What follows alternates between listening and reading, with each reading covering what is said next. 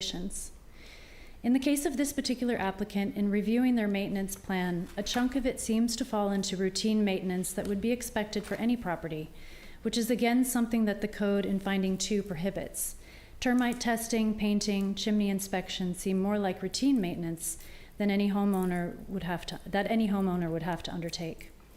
I ask that you give great consideration to any contract that comes before you. Aside from approval or denial, there's also the choice of a partial tax subsidy, or perhaps a provisional approval with the condition that the tax subsidy would start when a monitoring system is in place by our city, a more robust one. In essence, what we're buying with the contract is a continual public monitoring system with the building owner to keep track of our historic resources. But at the moment, we don't have a program that is robust enough that includes this monitoring. We really shouldn't give money out without monitoring program in place. That is what the public and the city is getting with the Mills Act contract. Thanks. Thank you for your testimony. Does anybody else wish to speak to this item tonight? The applicant wanted a moment to rebut.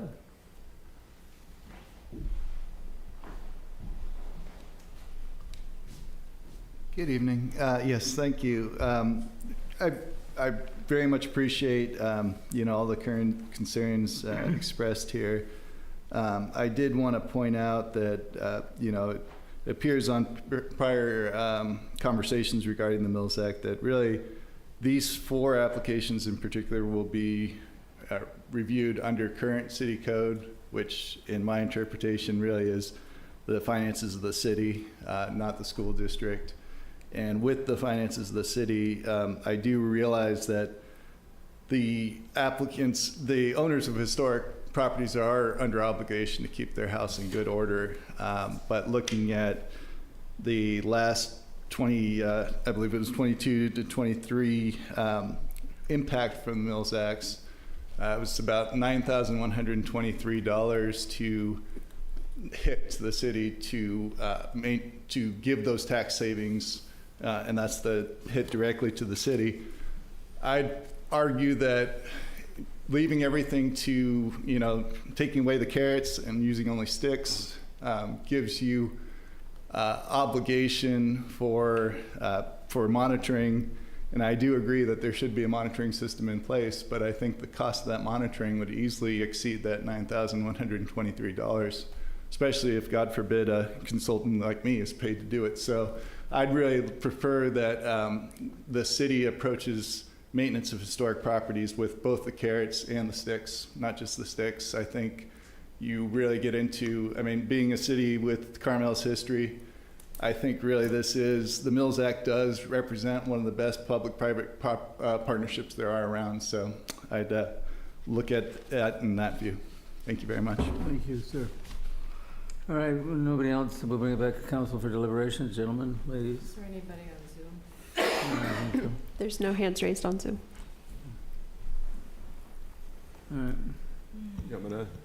Bobby? I'll go. Well, with a lot of times the decisions up here, I don't think any of them are made lightly, but some are made a little bit easier. And for me, the Mills Act is a fairly easy one. If staff comes back to me and says these things meet all 5 elements, then and we have these elements in place, then it only makes sense to okay it. This meets all 5 elements, and I respect and understand very much the tax loss to the city, or to the outside of the city, the school district, the county. However, it's clearly written that that's not what we should be concerned about. We need to be concerned about if it impacts our city. Now, we can change that, and that might happen eventually, but for today, we have to go with our current codes and our current ordinances, and so therefore I would be supporting the Mills Act as long as the staff feels that it met all 5 criteria. Other comments or questions? Well, I'll agree with you. I'm gonna be supportive of this one. I think it does meet the criteria as we know it now. I don't think the loss to the school district is significant enough to make me change my mind. So for that reason, I'm going to support it. Yes, I would agree with the mayor. I'm supporting it as well. We have a question. Any other comments? Okay, we'll call a So question. can I make a motion that we, Yeah. what? You need to make a motion, sir. I'll make the motion that we approve MA 23117, consideration of a Mills Act contract. I'll second it. Any other discussion? Call roll. Councilmember Baird? Yes. Councilmember Jeremov? Yes. Councilmember Ferlito? Yes. Mayor Pro Tem Richards? Yes. Mayor Potter? Aye. Motion carries. Alrighty, so that moves us on then to the last item, which is the Esperanza application, which is MA 23-116 Esperanza Carmel LLC, consideration of a Mills Act contract application, MA 23-116 Esperanza, for the historic Mrs. Clinton Walker House located at 26336 Scenic Avenue, Scenic Road, in the single-family residential R1 district, APN number 009-423-001. Marnie. Good evening. So the Mrs. Clinton Walker House is also known as Cabin on the Rocks.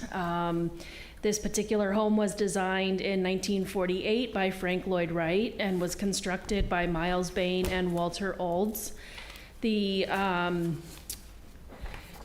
application for a Mills Act on this particular property actually started back in May of 2019. Previously, the City Council did approve a contract for this property in December of 2020.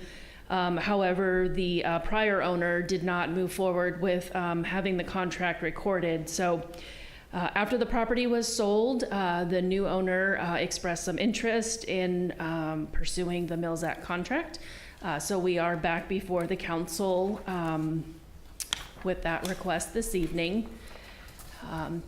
There's a lot of information here. You know, as many people I'm sure know, this particular home is really a local gem for Carmel. Mr. Wright is known quite famously for a number of projects, and I certainly think we're lucky to have one of his designs in our village. I'm not going to go through all the details of the architecture, but this is known as, oh, where did I put it? I don't have it here.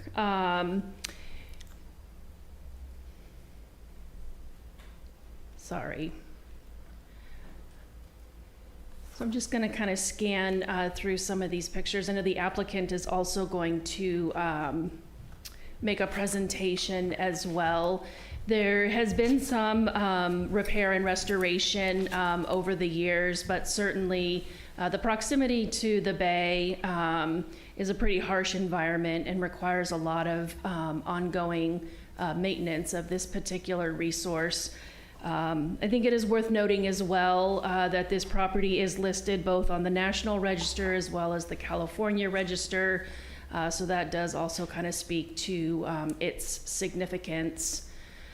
Just going to kind of scroll through to get to the actual findings. So I apologize for all the slides. So starting with finding number one, again, this property is on the local inventory as well as the National and California Register. Due to those designations, it's automatically added to the Carmel Register. Regarding the rehabilitation plan, the applicant has estimated an investment of $1.34 million over 10 years in just repairing and maintaining this particular property.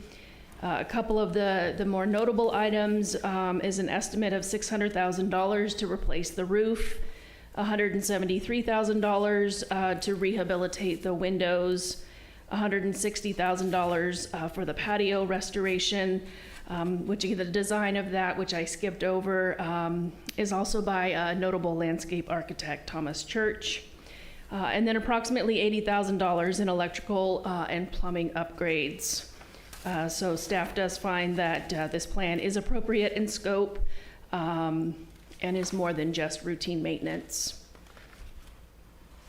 So here's a list of some of those items.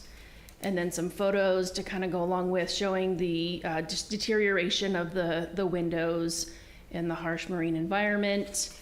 Some stonework repair that needs to be done. Again, the roof replacement. And then this is a picture of the patio.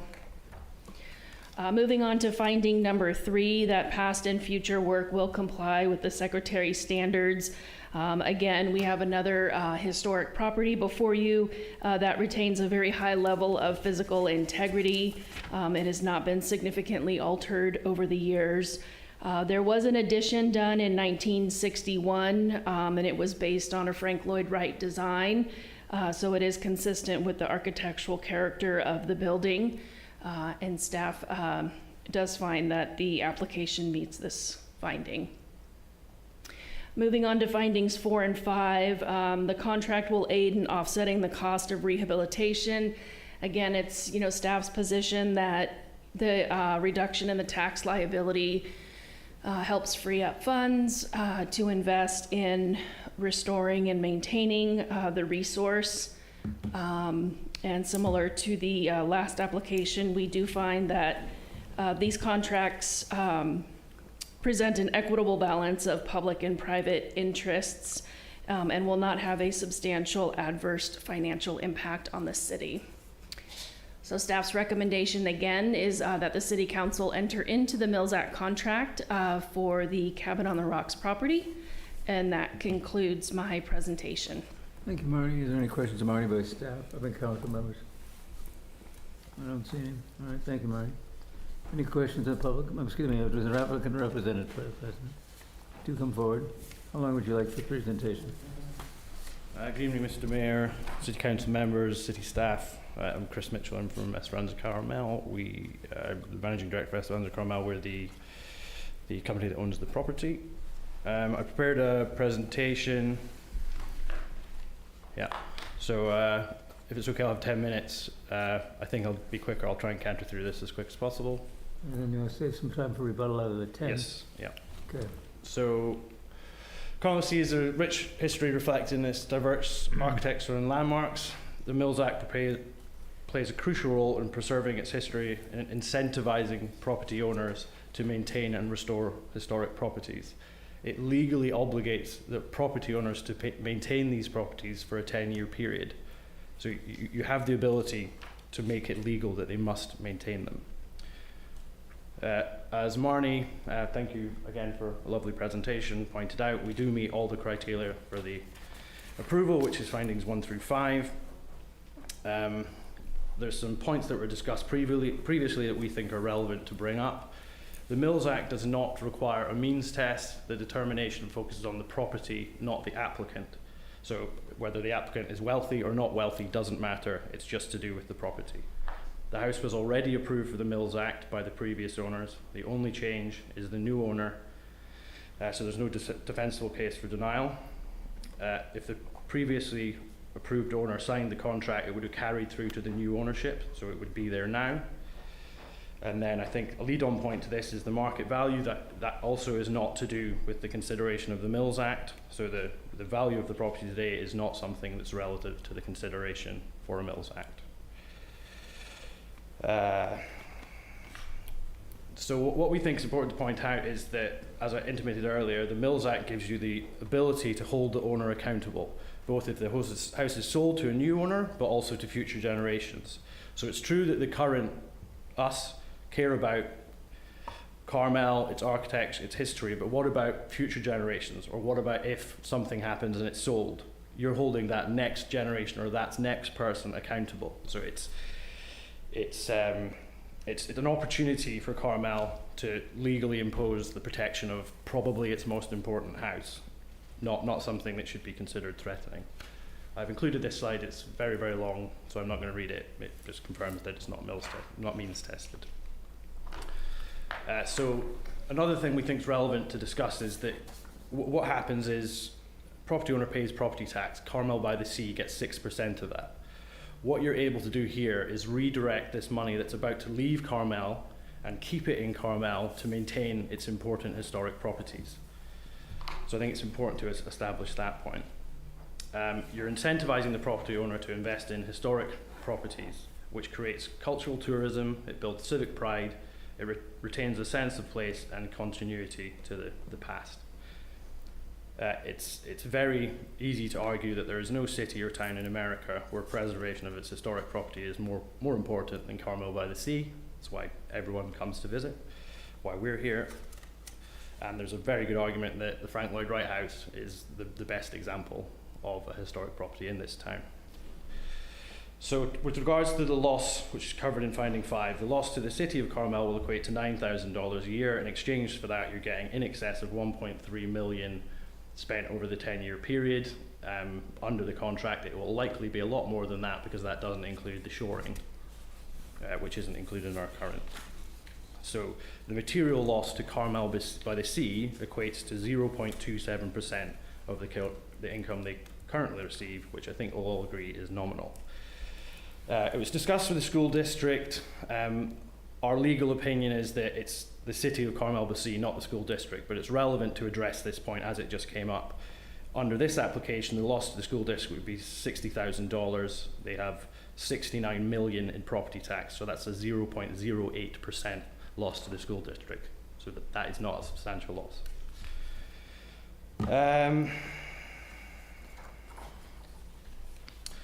Again, it's not means tested, it shouldn't be to do with the applicant, but as that's something that's discussed, we think it's relevant to make a case for this in case it is discussed again. Over the past 8 years, through various real estate acquisition, our company has added $700,000 per annum in additional property tax revenue to Carmel, an average increase per property of about 90%.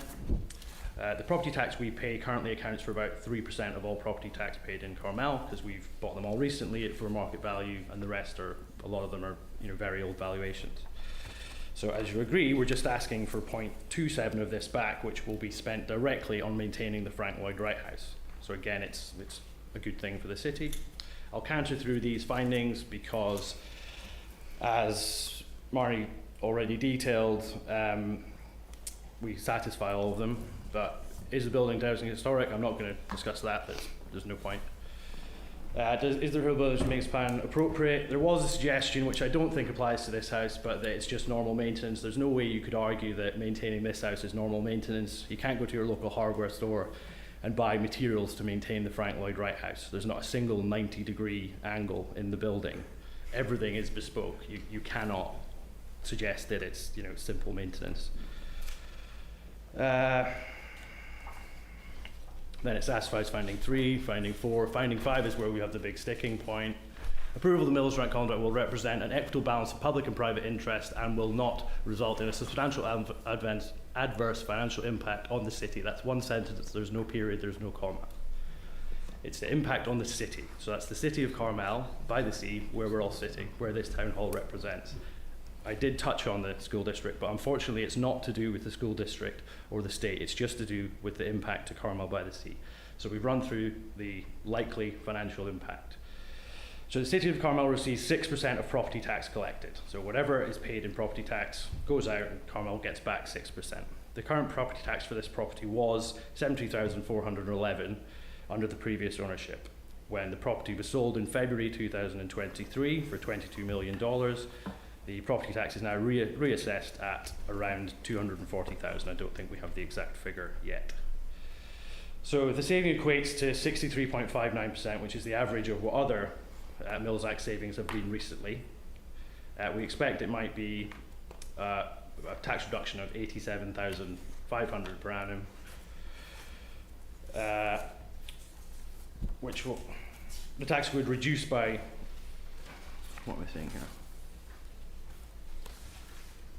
Yeah, it provides for a saving of $150,000 per annum.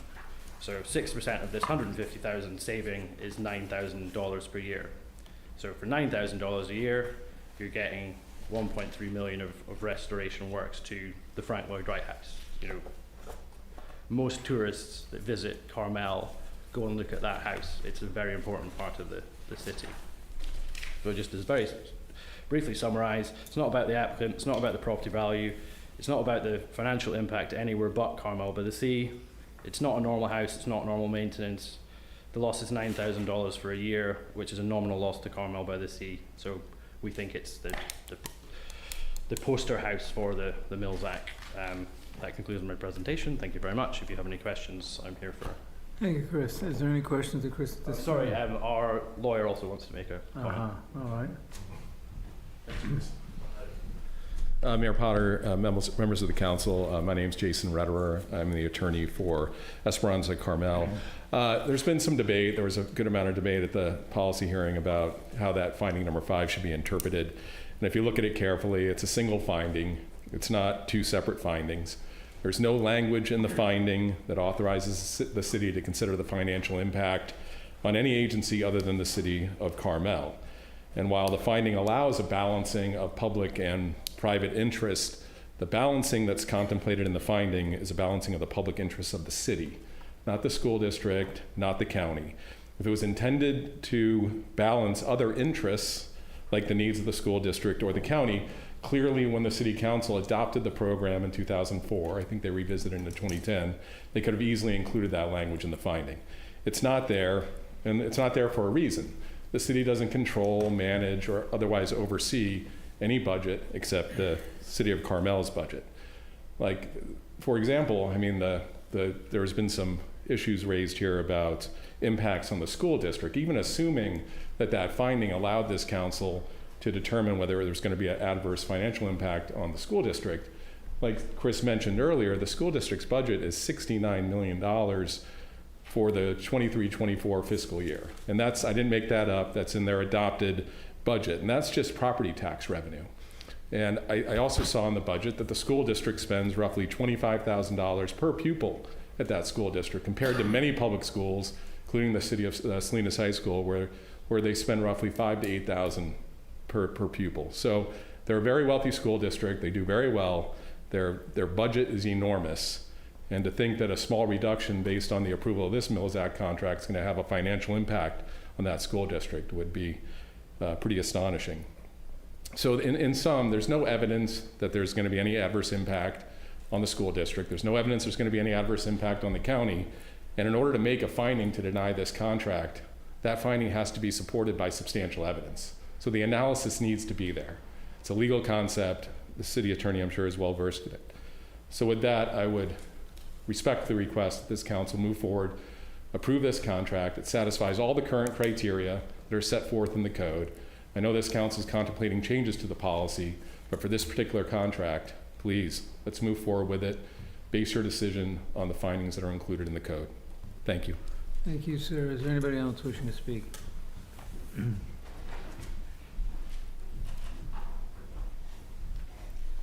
Hi, Christy Ramers again. While you can't know the extent of the Walker House tax subsidy, we certainly can estimate it. I emailed you the spreadsheets yesterday so you could take a look at the math. But here's the quick version. The Board of Equalization's guidelines found as attachments to each of the applications before you clearly states how the Mills Act contract tax assessment will be calculated, and from this you can estimate the dollar value of the subsidy. From the owner-occupied single-family residence example, the subsidy has been calculated using the maintenance schedule averaging just over $234,000 annually from this applicant's 10-year plan. As the Walker House was purchased for $22 million and the tax rate currently is 1.05%, we get a property tax amount of $231,000 per year without a Mills Act contract. The Mills Act contract tax assessment is done differently, though. It is done off of the rental value of the property. Using a per-foot analysis comparison for estimating the rental income of the Walker House, we get $16,824 per month. On this rental price and using this spreadsheet, the property tax for this property would only be $3,881. This is almost $93,000 over the projected maintenance costs annually. Additionally, the Walker House subsidy would find the city in more than an assistance position. A good portion of the subsidy would be an outright gift to the owner. This information is why it is very important to see the fiscal impact when making a decision like this. I did hear a piece of news that the new owner has already hired several experts and is working on the house currently. I'm so grateful to hear that, as this house is a very important Carmel historic resource. Again, this application could be approved, denied, or given a partial subsidy. I do strongly feel that approval should be provisional until a better monitoring system is in place, as that is what we, the public, get for the money we are giving up. We get to be involved with the work in the house through the design review and public input. Under the current Mills Act contract, it does state that the rehabilitation and all the home's proposed projects are subject to the design study review prior to the commencement of work. This is a lot more impact on staff to make sure that the work in the contract plan is running through the design study review. But proper monitoring is what many of the local proponents of the Mills Act contracts want, so it really does need to be in place in exchange for the funds that we're giving. Thank you. Thank you. Anybody else speaking?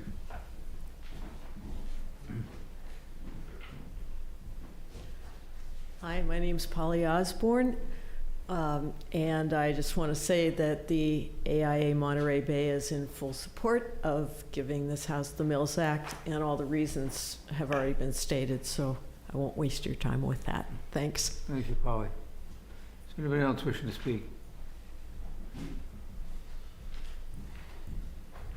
Hello, Christopher Barlow, Waldbrink and Dost Architects. Just want to speak for a moment as a member of the public, since the Mills Act doesn't directly address shoreline monitoring or shoreline armoring, and it can't because that's off-site. But we all do know that this house is basically part of the beauty of it is that it's this exquisite, delicate gem balanced on this rocky, harsh point. And my real concern with this is really going into the future, that this house is around for the next generation with an increasing risk of sea level rise and possible damage from that. And although, as an applicant, I can't really say, well, we do that the Mills Act will directly affect this. That owner will need to build up a war chest for trying to protect this house in the future. And there's no doubt in my mind that really that's going to be the key challenge for this house. And the role that the Mills Act will play in this challenge is that when and I have no doubt that the city will support various efforts that the owner will take to protect this house. However, Coastal Commission generally waits to allow shoreline armoring only after damage has occurred to a property. In this case, we want to do unusual preventative step of not waiting for damage to occur, but really going to the Coastal Commission with an application. And the Mills Act is one of the key signals for the Coastal Commission that the property has widespread community support in taking this significant step. And my concern, if the Mills Act were not to go through, is that we'd be in front of the Coastal Commission without that key vote of support from the City Council. So certainly appreciate all the consideration. Thank you. Thank you, sir. Anybody else wishing to testify tonight? I see no one. I'll bring it back to council. The applicant, you have time for rebuttal. I just wanted to make one point. There was some discussion about the rental value of the Frank Lloyd Wright being on a per square foot basis. A qualified valuer, I don't see how that's possible. There's no comparable. It's the only house like it. So I just think it's dangerous to use that in the assessment. So I wholeheartedly disagree with that method. So that's it. All right, thank you. Okay, we'll close the public testimony, then bring it back to council. Council members, your thoughts? Well, I'll go first. I mean, I'm still, for the reasons I outlined a couple of months ago, I'm still troubled. There are a couple of things. I'm still troubled that the tax reduction of, at a 70% rate is $1.5 million, and there's money missing from the rehabilitation schedule, as I think Ms. Reimers pointed out. My calculations are there's a couple $100,000 missing, so a difference between the tax savings and the dollar amounts located on that schedule. And I'm still troubled, I've heard the fair and equitable interest, the fair and equitable interest arguments, but I'm not persuaded. What I think, I think a lot of things can be true at the same time. There's no doubt that historicity, the historicity of the town and the town's historic infrastructure is important. There's no doubt that this house is one of, if not the most important house in town. Although I would note to that that some of the owners of some of the Comstock houses or the Comstock houses in general might disagree with that. And as Christy Reimers noted, the owners of historic houses are already obligated to maintain their houses. So this is not, this is not an argument, this is not a discussion, about any of those things. This is a discussion about this financial contract between the city and the property owner that affects people outside of the city. That affects the city budget and, as I mentioned before, interests outside of the city. And to sort of buttress the argument that these things are important, I would point out that 10% of the school district, 10% of the school district kids do actually live inside of Carmel. So this decision does impact those 200 and some kids out of the 2,500 kids or so that are in the Carmel Unified District. So there is an impact on those kids. And I would point out that, I'm not, yeah, so I'll stop. So I'm not persuaded, and I will still vote to deny the contract. Well, I'll go ahead and give my You want me to go? opinion on it. I think that the property is significant historically, and I do think that there is a value to the property being maintained. I don't think it's fair to go ahead and say that we're going to turn a blind eye to the increase in property taxes that we're getting now from the increase in the sale price. It was originally $73,411 per annum. Now it's going up to $240,000 per annum. That's a pretty big increase in what we'd be seeing. So I think it's disproportionate. So I'm going to support the application. And, Sorry. I'm going to support the application, the recommendation. and can I, Yeah, you want to go? yeah. And I would still say that we're based on 5 findings. And I don't know all the numbers that were thrown out in the past few minutes. They're fine, and I appreciate all the hard work and all of that stuff. But we're basing this on 5 findings. There's nothing to do with the Carmel School District. It has nothing to do with the outside the county. It has to do with the 5 findings that this council years ago put out there. People put out applications. They felt they qualified for them. They did the work. They crossed their T's and dotted their I's and turned in an application. And I don't think it's fair for this council to say, yeah, but there's this and that and this, and deny it. So I will support this again.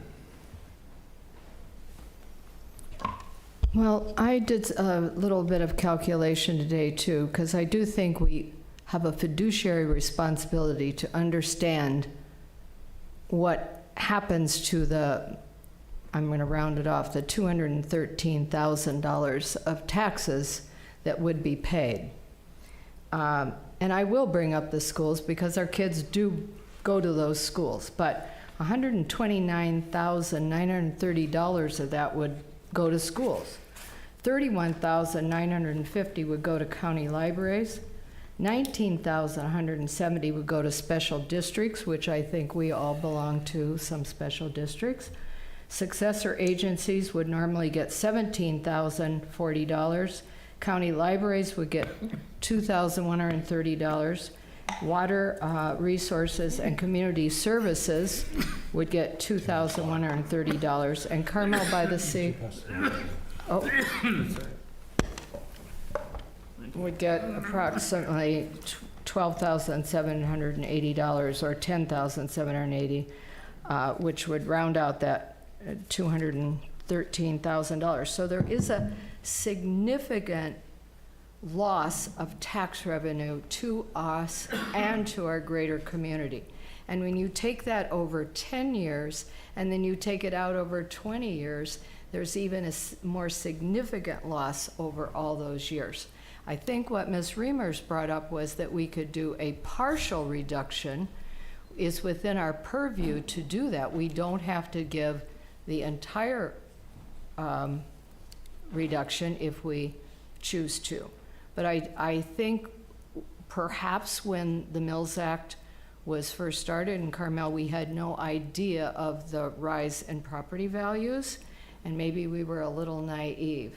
I do think also what Councilmember Barron said, that there is more money in the subsidy than there is in the maintenance plan. And that troubles me a bit. I do share some of the concerns that Councilmember Barron and Ferlito just mentioned, especially regarding that difference in the subsidy.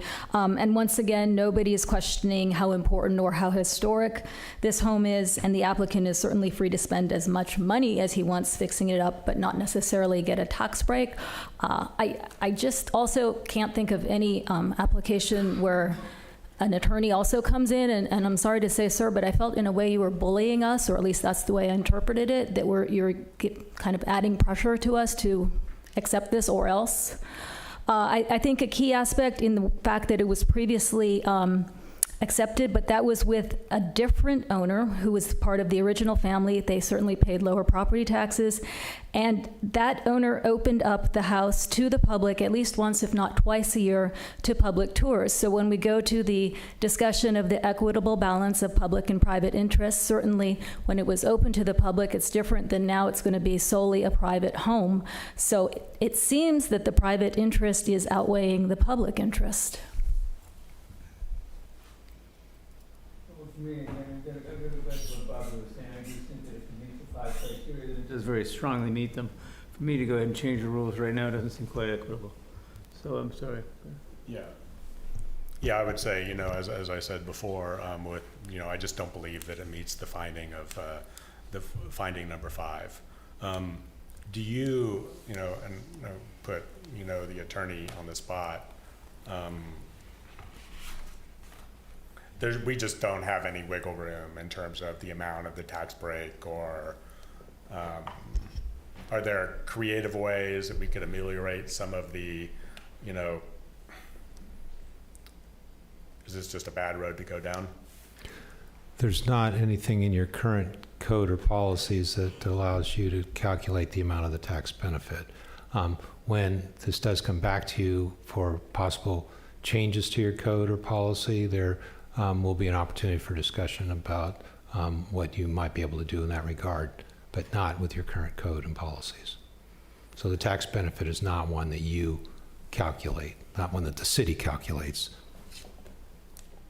And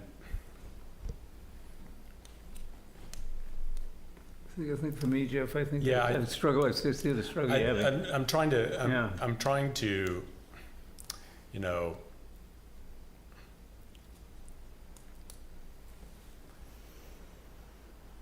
is there a way that we could ask the applicant to voluntarily do, to ameliorate some of those impacts without requiring, so if the applicant is going to get a no vote at this hearing, is it within our power to ask the applicant if they would wish to ameliorate, some of those $200,000 a year impacts on their own? Well, there's nothing in your current policy or your code that provides for that option. Well, there is sort of, if the finding, the finding number 5 is that, it presents an equitable, the interests are, everything's equitable. And if we believe, if I believe that finding number 5 isn't being met, is it legitimate of me to ask the applicant if they would volunteer something to meet finding number 5? Well, they could certainly submit a new application, but the application that's before you, the one that's gone through the Historic Resources Board, and the one that's presented to you this evening is all based upon your current policies. So if the decision of the council is that there is a finding that's not been satisfied, then you have the discretion to make the decision not to approve the contract. But it's finding number 5 is written, it's specific to the city's impact, not to anything about anybody else. Well, I'm not. Yeah, sorry. I don't think it seems to me that it would be a bad precedent to kind of barter with an applicant from the dais. Like, well, if you give us a little bit more over here, then we'll approve it there. Okay. I'll make I don't think that would be Okay. the correct way to do it. I think that we have to base this decision on the 5 findings and what the staff determined. Then, I mean, if you think it's inappropriate to barter, then I'll just make a motion to deny application MA 23-116. And I would recommend that you be more specific and to indicate which of the findings you believe supports that motion. I would make a motion that it deny, okay, so I guess the 3 of us could have a discussion, but my belief is that it does not meet finding number 5. Why is that? And, And so I've outlined all that stuff, all that stuff we've gone over in the past 2 meetings. Can I just ask, Jeff, though, is it the $9,000 lost to the city, that's the significant amount? No, I'm not interested. So I've said what I've said in terms of the impact on the community. So, But I think that the staff recommendation that says, yes, the Okay. fiscal impact of the city is a lot, is per se, which represents a small fraction of the city's budget. okay. You don't have to have a reason to say other than that. I'll second the motion. And a clarification then. I still don't understand how come, given the magnitude of the budget and everything, $9,000 is a significant impact to the city.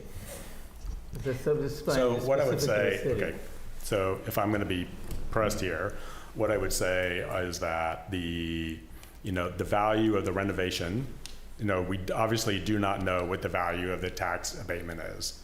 So what I would say is the value of the renovation schedule that's been presented to us, which is $1.34 million, does not equal what I believe to be the expected value of the tax abatement, which we will not find out until the assessor values the property given the methodologies that have been presented.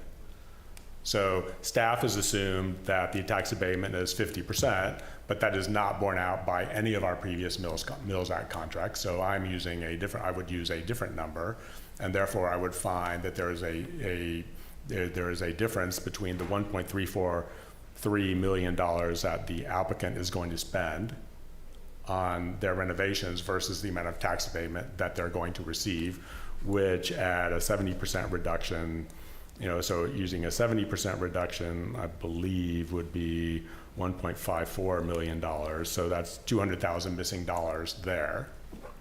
And then what I would say is, I do not agree with Councilmember Richards' reading of finding number 5, and the attorney's reading of finding number 5, that fair and equitable private and public interest. I do not believe that the city does not have an interest in the fair and equitable interests, however you want to say that, apologies for being late, of the school district.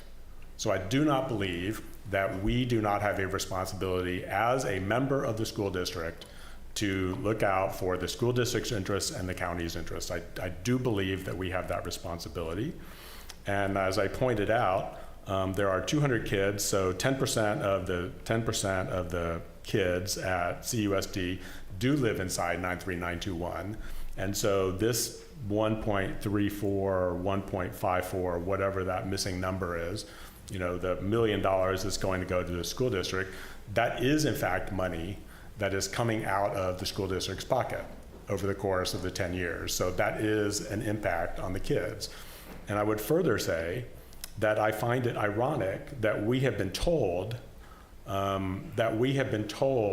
constantly that we should not consider these numbers, and yet the applicant tells us that the school district's budget is $69 million is enormous.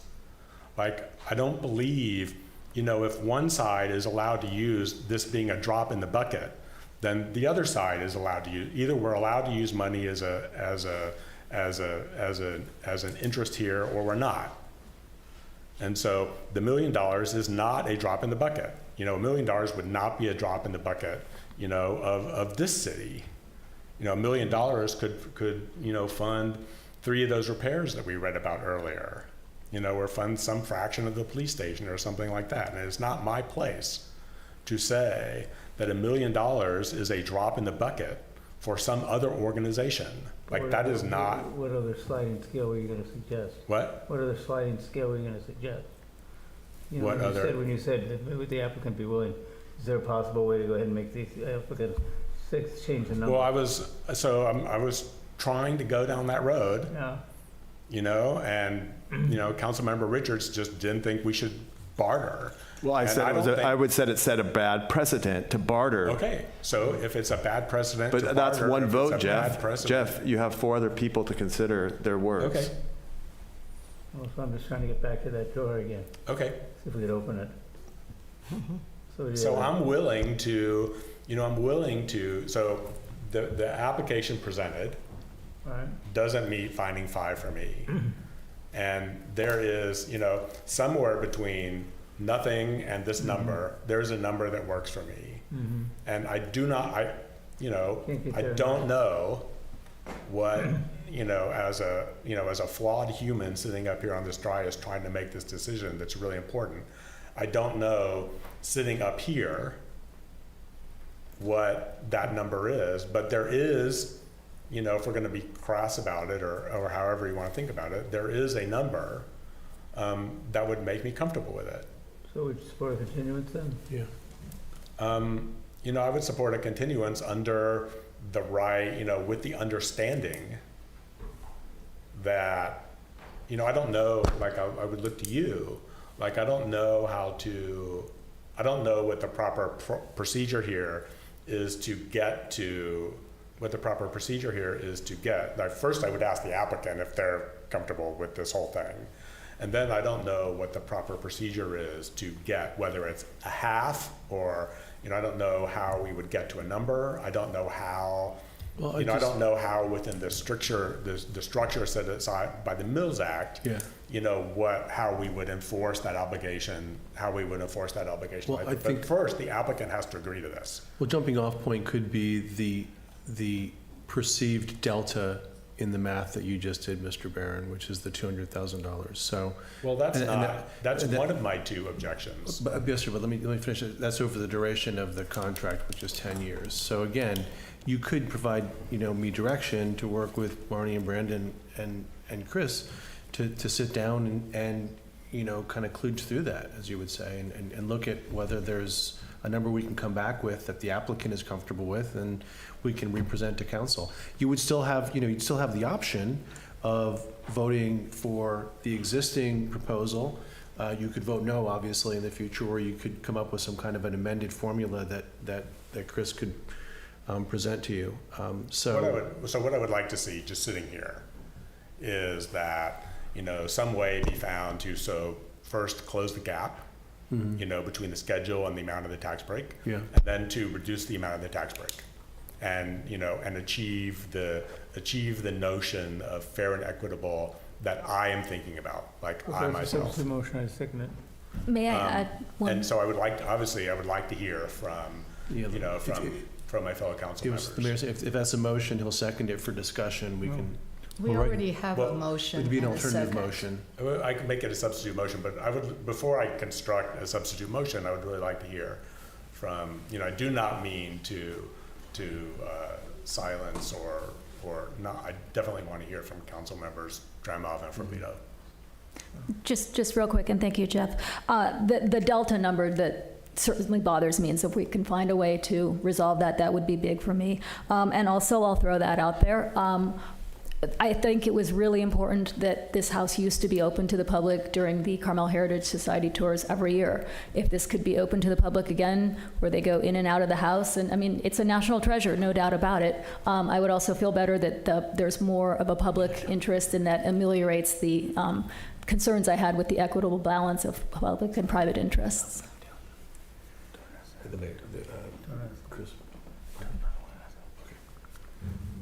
Then we go to Ms. Filito. Okay, yeah. Yeah, I share those concerns, and I would like to see a reduction in the tax subsidy to be a little more palatable. So how about this? How about, a closing of the schedule and, some sort of way in which, 40% of the tax subsidy at the 50% rate or however it is given or gifted or whatever to the school district, and that's part of the contract. And I would ask the applicant if they would agree to something like that. So 40%, so the yearly tax bill is, $220,000, so, It's 231. Can I ask the council? So $220,000, and 30% of that is $65,000 a year. So I would like to see that much money given to the county and the school district. Can I ask the city attorney something on this? It's just voluntary. I'm doing what you bartering. No. Right. Well, what I would like to ask the city attorney, does that put us in jeopardy if we hold some applicants to a different scale or do different things for different applicants? Are we at a liability there? I'd have to do some research on that to see whether or not there'd be an issue there. But certainly, if the action of the if there was a substitute motion to continue the matter to allow for some further discussion with the applicant about it, I don't think that puts you in jeopardy. Then you can always make a decision at some future date on the merits of this, remembering that, as I've indicated previously, the project should be evaluated based on your current code and policies. I suppose we could inquire of the applicant if they have any objection to a continuance, and see whether they say yes or no. Whether they do or don't doesn't tie your hands. You could still vote to continue it if they don't agree to it. But you could certainly ask if they had any objection to a continuance.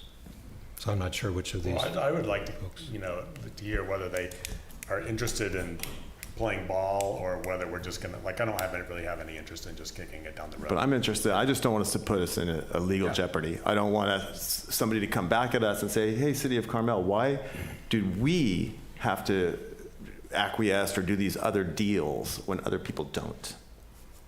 I would not condition the continuance. My advice would be not to condition the continuance on any commitment by the applicant tonight with regards to what processes there might be in the future. The only question I think that should be asked of the applicant is whether they would agree to a continuance of the matter or not. And then if they say no, then you can make a decision on what you want to do with regards to the merits. So that's my advice. All right, yeah, come on up. Come on, Chris. Yeah, we'd be happy with the continuance. Thank you. I think you need to step up to the microphone. Hello, Chris Mitchell from Esperanza Carmel. We'd be happy with the continuance. I don't think we have any issue if there's a genuine delta between if it's 1.3 and 1.5. This is based on our calculations. Councillor Barron is calculating a different way. If that way is correct, fine. I don't think we have any problem with increasing the amount we're spending. With regards to it being open to the public, I don't know if every Mills Act application has to be open to the public, so I don't think that's a fair condition. The previous one wasn't asked to be open to the public. It's a unique condition being posed on us, not on anyone else. The only question is whether or not you Okay, would agree. We're okay with the continuance, yes. I'm not. I'm drifting away from being okay. I feel like they're not okay, they're not okay, they're not okay with any deviation from the schedule. And I don't see down the road that, Karen and Alessandra and I are gonna be able to make this okay with regards to both my first condition and my second condition, which is, equitable with regards to the school district. Like, I don't we are okay to see that a discussion. path. I don't see a path I don't see a path to get there. And so, we like to continue things, but I don't see that path, and now I'm leaning towards just like. I would kind of disagree, Jeff. I think there is a chance here. I do think that But on the Chris- record saying Chris we're is gonna open to be discussing a willing to work continuance this. with conditions. So I think you will, especially the opening the house. I don't think that's gonna be an issue at all. Well, I'm not, again, my interest, since we're still having this discussion, my interest, like I share Alessandra's, concern about having the house be opened and all that, but I also have an interest in being, open to having the house be, having this arrangement be equitable to the county and the school district. And I know that Councilmember Richards doesn't share my reading of finding 5, and that's okay. But that is my, want here. Okay. And I'm not sure. I think you can get there. What? I think you can get there. So Okay. you think we can get to a point where the amount of tax abatement is less? Yeah, I think we can. I'm willing to take the chance. That the amount of tax abatement will be less? Yep. That in the end, we will not have, so you're okay with that? I'm okay with it. Working on lessening the amount of the tax abatement? We'll, that is a condition We'll of mine. approach Mr. Mitchell, we'll crank out some numbers and we'll bring it back to you. I mean, because of the holiday season, I'm loath to put it on January 9th, so we'll have to renotice it, but yeah. But we can do that. We can certainly do the math. Okay, I can't stress enough that is important to me, the amount of the tax abatement. And I'm glad to hear Dave agreeing with that, and I know Karen agrees with that. And I heard what Councilmember Dramoff said, and yes, so we'll try. And I would like to remind you that out of the $213,000 taxes that would be on a $22 million property, the school would be getting about $129,930 a year. Mm-hmm. So that is a significant amount.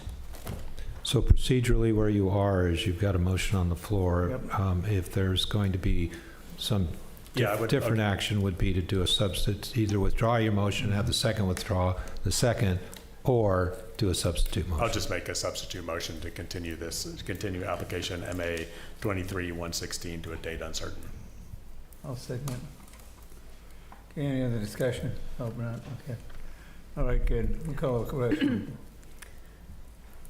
So ready to vote? Okay. Councilmember Barron?